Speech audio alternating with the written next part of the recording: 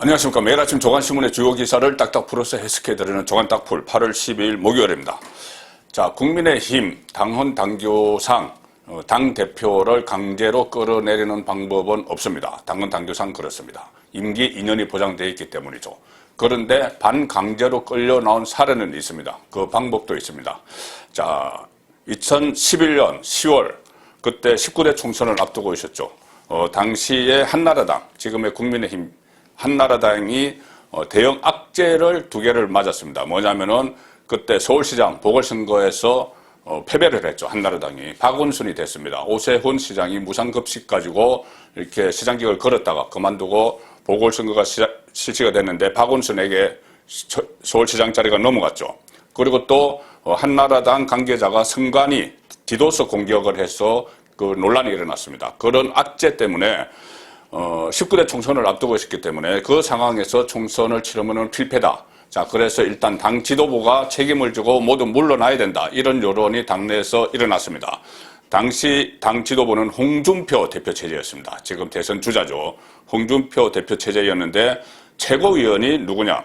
유승민, 원희룡, 남경필 이런 최고위원들이었습니다. 자, 유승민, 원희룡도 지금 대권 주자죠.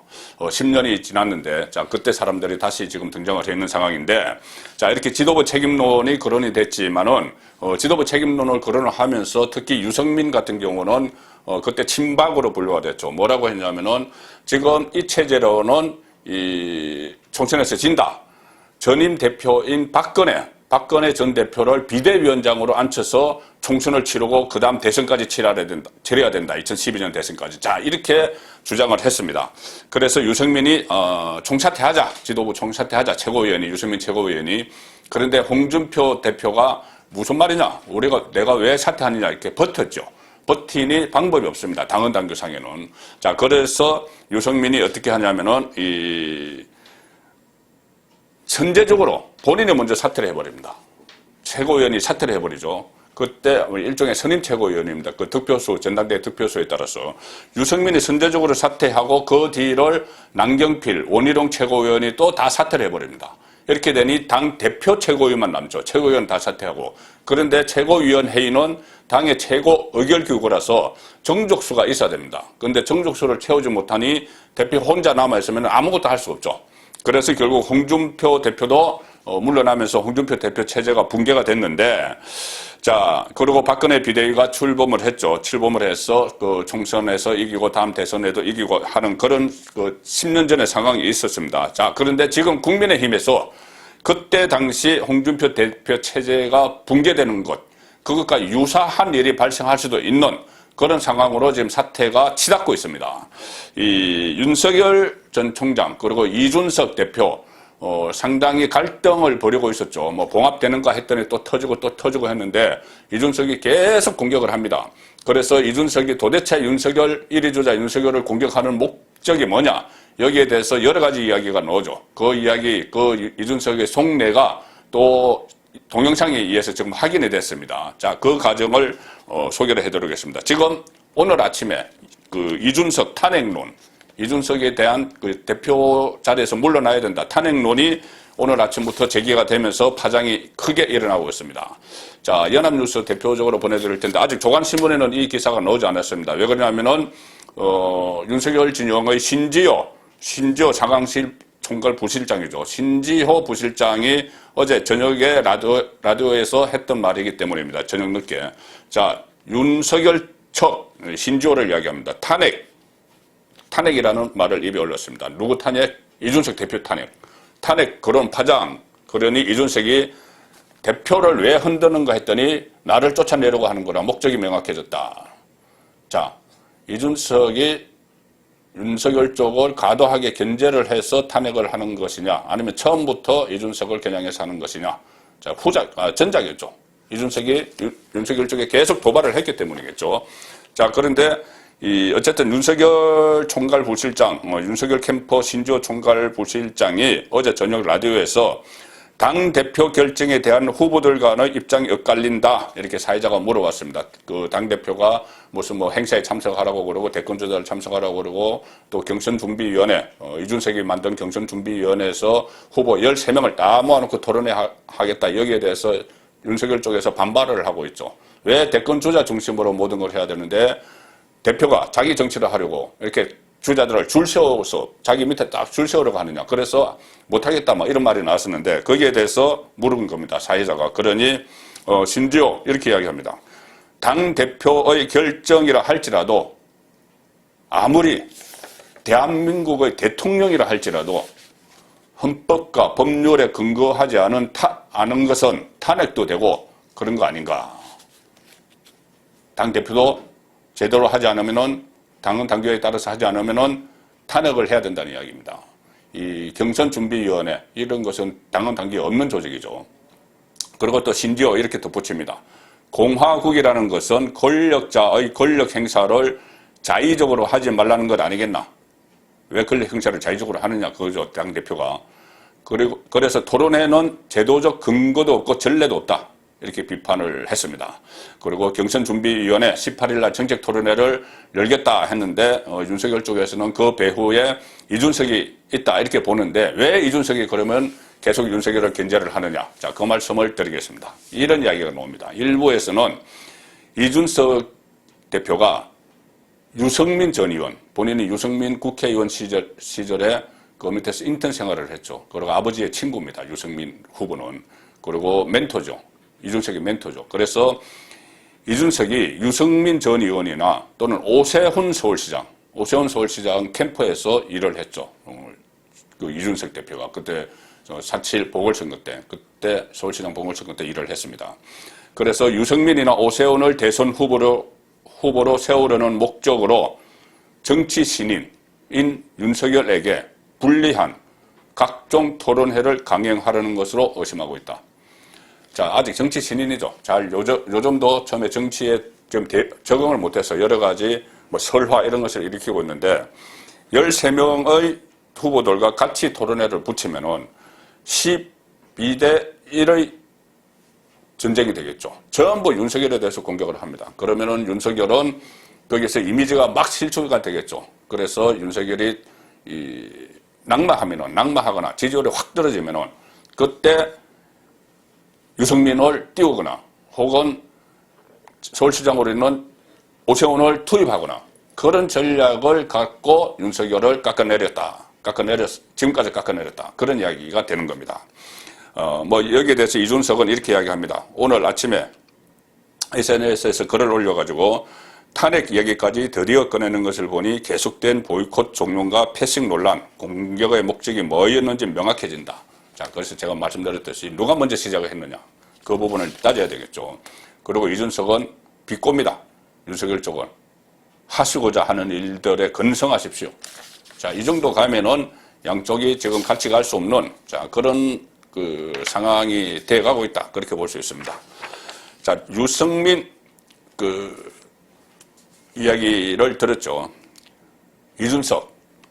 어제 이준석이 3월 달에 어떤 한 유튜브, 3월 6일에 유튜브에 출연해서 한 말이 뒤늦게 지금 막 영상이 돌아다니고 있습니다. 거기 뭐라고 했냐면은 어제는 또 윤석열이 애써 뭐 우리 사이에 갈등은 없다. 뭐 이준석과 갈등은 없다. 그렇게 짐짓 태어난 척한 그날인데 어제 바로 이준석이 말한 내용이 유튜브에 떠들고 있는데 윤석열이 대통령 되면은 나는 지구를 떠날 것이다. 자, 윤석열이 대통령 되면은 나는 지구를 떠나겠다. 절대 그 꼴은 못 보겠다는 이야기죠. 자, 이렇게 3월 달에 이야기를 했습니다. 그때는 재보궐선거도 전이고 윤석열 전 총장이 막 검찰총장직에서 물러나는 그 시점입니다. 그 시점부터 벌써 윤석열이 대통령 되면은 나는 지구를 떠난다. 자, 그러면 누가 대통령이 돼야 되느냐? 그 말도 나옵니다. 이 유튜브에서 이런 말을 합니다. 자, 이러다가 안철수가 서울시장 되고 본인과 상당히 감정이 안 좋죠. 안철수가 서울시장이 되고 윤석열이 대통령이 되면 어떡하냐 이러더라고. 그래서 지구를 떠야지. 이준석이 그렇게 말합니다. 지구를 떠야지. 안철수 서울시장 되고 윤석열 되면은 안철수와 상당히 관계가 안 좋죠. 그리고 이 영상에 이제 질문을 이렇게 합니다.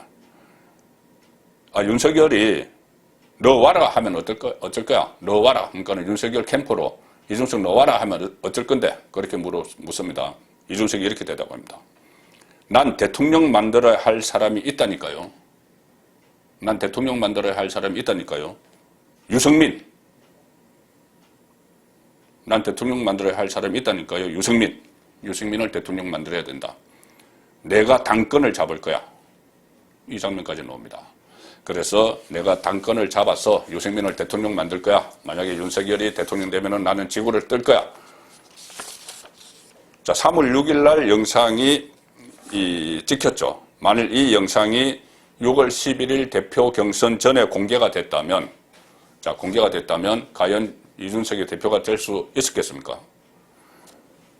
결정적인 하자죠. 왜 그러냐면은 이번 당대표 경선은 이 대선 후보 경선 관리를 제대로 하고 안철수 국민의당과의 합당을 추진하고 막 이런 것이 최대의 임무였는데, 그때 만약에 이준석이 이 영상이 공개가 됐다면은 아, 안철수하고 절대 합당 안 해. 이 이야기 아닙니까?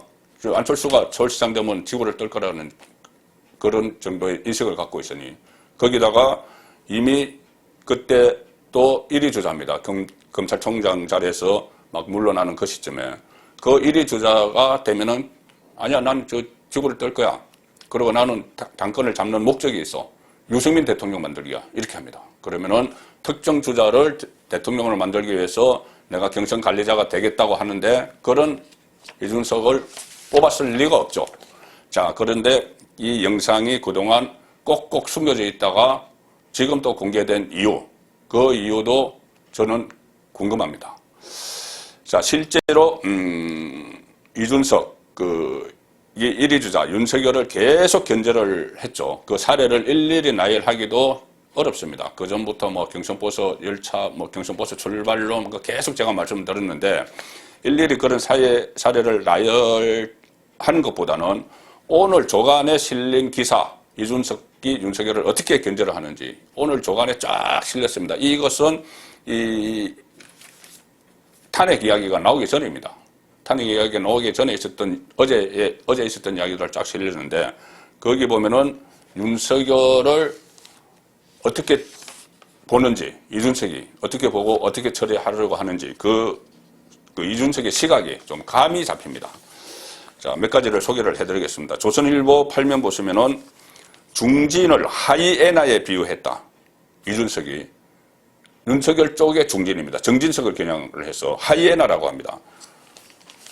그러면서 명분은 당 체질 개설론 이렇게 하는데 정진석, 윤석열 쪽의 정진석이 이준석이 자꾸 대권 주자들을 불러 모으니까 돌고래와 멸치를 같은 가두리에서 키우면 안 된다. 그렇게 공격을 했죠. 자기를 공격을 하니까는 이 정진석을 하이에나라고 표현을 해버립니다. 5선 당내 최다선 중진이죠. 5선 중진 의원을 하이에나. 그전에는 또 무슨 어떤 선배들에게 갚아주겠다. 그런 이야기도 했고, 대가를 치를 것이다. 혹독한 대가를 치를 것이다. 그런 이야기까지 한 적이 있습니다. 이준석이 어제 윤석열 쪽 중진을 겨냥해서 권력욕을 부추기는 하이에나다. 이렇게 이야기했습니다. 자, 정진석 의원을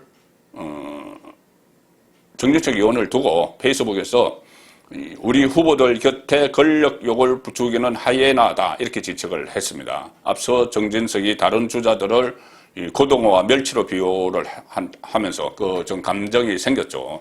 그렇다고 하이에나라고 비유를 하고 또 이런 상황이 되니까 당내에서는 공정 경선을 관리해야 할 당대표가 당 체질 개선을 앞세워서 연일 무리수를 두고 있다.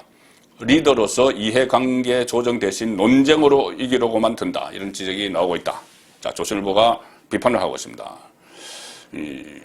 그전에도 여러 가지 사례가 있었고, 그리고 또 이런 것도 있습니다. 이준석 쪽에서는 뭐라고 하냐면은 본인이 당대표가 되고 나서 신입당원이 11만 명 늘었고 그중 9만 명이 당비를 내는 책임 당원이 되기로 했다. 자, 이렇게 이야기를 합니다. 아직 당비 안 있기 때문에 되기로 했다. 그런데 조선일보 분석은 이 당원 증가는 유력 대선 주자들의 입당 효과라는 분석도 있다. 이준석이 대표가 됐기 때문이 아니고 윤석열 또 최재형이 입당을 하니까 거기에 지지하던 사람들이 중도 쪽에 있든지 아니면 당원이 아니었던 우파 쪽에 있던 사람들이 줄줄이 입당을 했기 때문에 늘어난 것이지 이준석 효과가 아니다. 이런 분석이 나오는 거죠. 그리고 당내에서는 이 대표의 당 체질 개선 이 이야기에 대해서 아니 정권 교체를 위해 전력 투구해야 할 시기에 자기 정치와 대표놀이를 하고 있다는 비판이 나온다. 대표놀이. 조선일보는 그 전에 보면 좀 이준석이 처음에 대표로 등장했을 때 좀 우호적인 그런 분위기를 보였죠. 그런데 이 어제가 2달 되는 날이었습니다. 그 이준석 취임한 지. 2달 동안을 보니 너무 자기 정치를 하고 오히려 막 흔들어 놓기 때문에 지금 좀 비판적인 시각을 보이고 있는 그런 상황인 것 같습니다. 한국일보는 아니 또 무슨 토론한다고 하니까 대선 경선이 예능이냐? 이준석 표 토론 배틀 잡음. 또 토론 배틀 그때 대변인들 토론 배틀로 뽑는다고 해서 막 요란스럽게 했는데 그 대변인들 지금 존재감이 없습니다. 그냥 그걸로 끝나버린 거죠.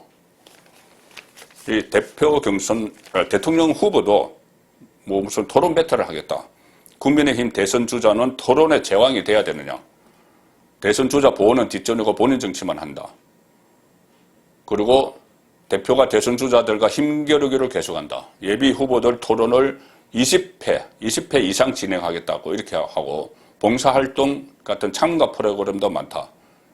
자, 윤석열 흠집 내서 오세훈 띄우나 이런 의심도 있다. 유승민, 오세훈. 그리고 서울신문은 일단 토론에 그래 윤석열 최재형 토론에 참석을 검토하겠다 했지만은 과연 이준석 표 경선이 흥행할까? 이런 식으로 아주 회의적인 시각으로 지금 봅니다. 누구나 봐도 어떤 논조를 가지고 있는 언론사가 봐도 말이 안 되는 이야기들을 계속 하고 있기 때문입니다. 자, 후보들 토론의 일정, 일방적 발표, 반발. 그리고 원희룡 그 대권 조작까지도 경준이 독단 선 넘었다. 그 뒤에 이준석이 있다. 이렇게 비판을 하고 있는데 김재원 최고위원, 앞으로 김재원 최고위원에게 주목을 좀 해야 됩니다. 지금 최고위원 회의에서 이준석을 계속 견제를 하고 제대로 길을 가야 된다고 이야기하는 건 이 김재원 최고위원이죠. 전직 국회의원이고 박근혜 정부 시절에 청와대 정무수석을 지내서 정무적 감각이 있죠. 김재원 이렇게 이야기합니다. TBS 라디오에 어제 나와서 아니 후보 쪽도 반발하고 최고위원인 저도 반발하고 있는데 막무가내로 이런 일 후보 토론회를 벌이는 이유를 알 수가 없다. 이렇게 이야기합니다. 자, 그래서 이 유승민계 논란이 다시 일어나고 있다. 유승민계로 분류되는 이준석 대표가 윤석열 대신 유승민을 밀어주려는 것 아니냐. 이 서울신문도 그렇게 분석을 하고 있습니다. 그래서 결국 유승민, 오세훈 이쪽에 염두를 두고 윤석열 흔들기를 한다. 자, 이렇게 정도까지 되면은 같이 가기 힘들죠. 같이 가기 힘듭니다. 이준석이 물러나든지 윤석열이 물러나야 되는데 윤석열이 물러날 이유는 없죠. 자기 1위 대권 주자인데. 그러면은 이준석이 어떻게 할 것이냐. 저는 그래서 김재원이 지금 유승민을 위해서 이준석이 윤석열을 견제를 한다고 하는데 그때 유승민이 홍준표 대표 체제를 무너뜨렸죠. 제가 처음에 말씀드렸듯이 10년 전에. 자, 그런데 지금 김재원 최고위원이 유승민을 모이는 이준석 대표 체제를 흔들 수가 있습니다. 그때처럼 유승민 역할을, 홍준표 체제를 무너뜨릴 때 유승민 역할을 이준석 대표 체제가 무너질 때 김재원이 할 수 있죠. 그러면은 그 다른 최고위원들, 조수진 최고위원이나 이 다른 최고위원들도 좀 이준석 대표의 독선에 대해서 불만을 갖고 있기 때문에 10년 전의 일이 다시 벌어질 수도 있다. 그런 예상을 한번 해보는 겁니다. 워낙 이제 갈 때까지 갔기 때문에 윤석열과 이준석이. 그리고 이준석 계속 그 이야기도 했죠. 앞으로 대선에서 5% 차이로 패배할 거야. 또 이야기 또 나옵니다. 그 다른 데 가서 또 했습니다. 그때 안동에서 했는데 안동에서 한 것을 영남일보가 그때 특종 보도를 해서 많이 보도가 됐죠. 5% 차이로 진다. 박근혜가 없기 때문에. 그러니까 윤석열이 박근혜가 아니기 때문에 이런 이야기입니다. 다른 사람을 내세워야 된다는 이야기죠. 10일에는 구미 가서 또 그런 이야기였습니다. 현재 상태는 5%포인트 차이 필패다. 그래서 국민일보 분석은 이렇게 합니다. 이준석이 대선 패배 전망을 자꾸 내놓는 것은 윤석열을 비롯해서 대권 주자들과의 대립도 영향을 미쳤다. 대권 주자들과 대립하니 이거 5% 차를 질 거야. 이런 이야기를 한다는 겁니다. 그래서 이 대선 승리를 위해서는 일단 나를 중심으로 뭉쳐야 한다. 아니면 5% 차로 진다. 이렇게 이야기한다는 분석입니다. 자, 진보 성향 언론은 이 사태에 대해서 어떻게 볼까요? 자, 한겨레 오면에서 아주 크게 실었습니다. 경준이 월권 반발에 하이에나 반박. 국민의힘 파열음 커진다. 파열음 커지면은 좋은 쪽은 어디죠? 야당 복이 많은 문재인 정권이죠. 야당 복 아직까지 또 누릴 수가 있습니다. 자, 김재원 최고위원 연이틀 이준석 비판. 그러니 유승민 캠프가 지도부 중립을 지켜라. 김재원에게 공격을 하는 겁니다. 자, 이런 상황이 계속 벌어지고 경향신문 또 역시 진보 좌파 성향의 언론이죠. 투서톤, 갈등, 불씨 국민의힘 전체로 번진다. 국민의힘 전체로 번져가고 있다. 투서톤, 서톤 돌이죠. 돌석자, 이준석, 윤석열 양쪽에 다 석자가 들어가니 투서톤 이렇게 네이밍을 해서 당 전체로 번지고 있다. 윤석열은 이준석과의 갈등설을 잠재워서 안정적 1위 후보의 면모를 보이는 동시에 여러 곳에서 쏟아지는 대세론 흔들기를 방어해야 하는 과제를 안게 됐다. 자, 대세론 흔들기를 당대표가 하고 있습니다.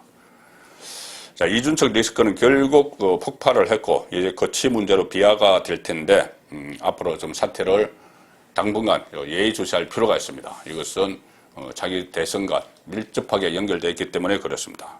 이준석 목리 부리는데 또 하나 있죠. 목리로 야권 분열을 일으킬 수 있는 가능성이 있는 것이 안철수 국민의당 대표 원래 합당하기로 했는데 두 사람의 이준석과 안철수의 오래된 감정 때문에 서로 감정 싸움을 하면서 지금 안철수가 따로 나가려고 하고 있습니다. 독자 출마. 야권 분열이죠.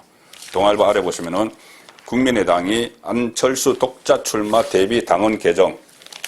그러면 3자 대선 구도 되나? 당원을 왜 개정해야 되냐면은 당원 안에 당대표는 대통령 선거에 출마하려면은 1년 전에 사퇴해야 됩니다. 근데 지금 대표인데 1년이 안 남았죠. 그러니 대선에 독자 출마하려면은 사퇴를 해야 됩니다. 합당을 하면 그런 일이 없어졌겠죠. 그 당원 당규가 없어지니까. 자, 그런데 합당을 포기하고 독자 출마를 하기 위해서는 당원 당규를 개정을 한다. 그렇게 되면은 3자 국민의당 제3지대 플랫폼이 될 것이다.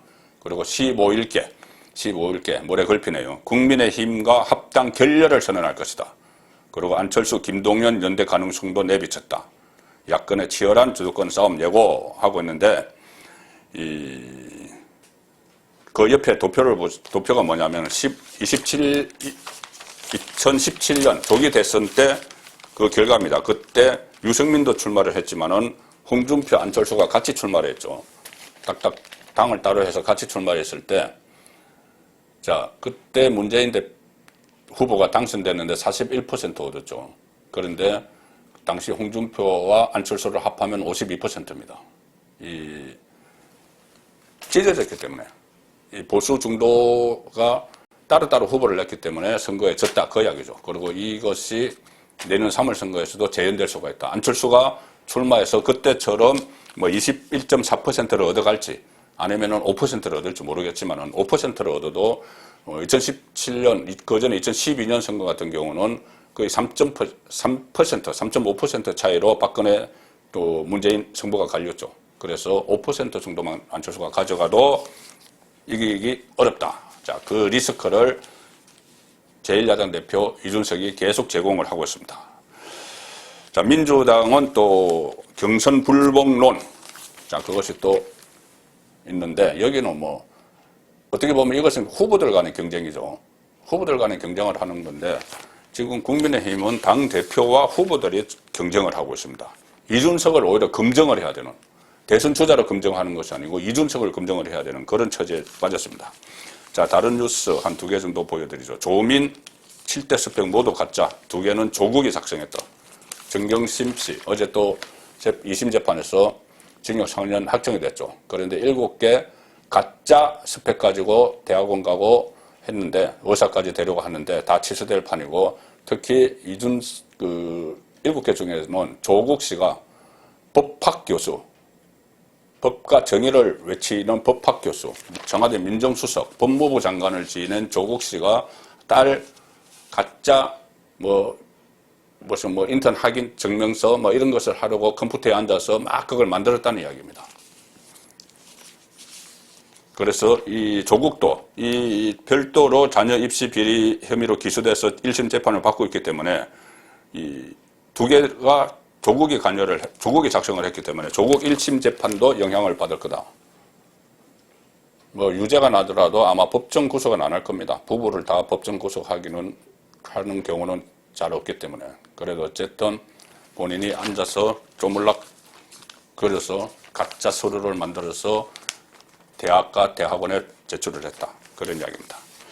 윤미향 또 오랜만에 나왔습니다. 기소 11개월 만에 어제 첫 재판을 받았는데 8개 혐의 모두 아니다 부인을 했습니다. 그리고 자기는 양심껏 살아왔다. 떳떳하다.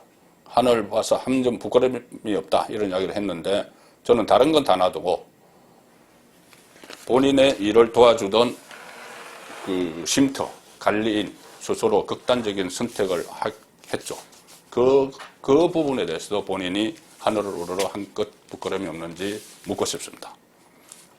조간 딱풀이었습니다.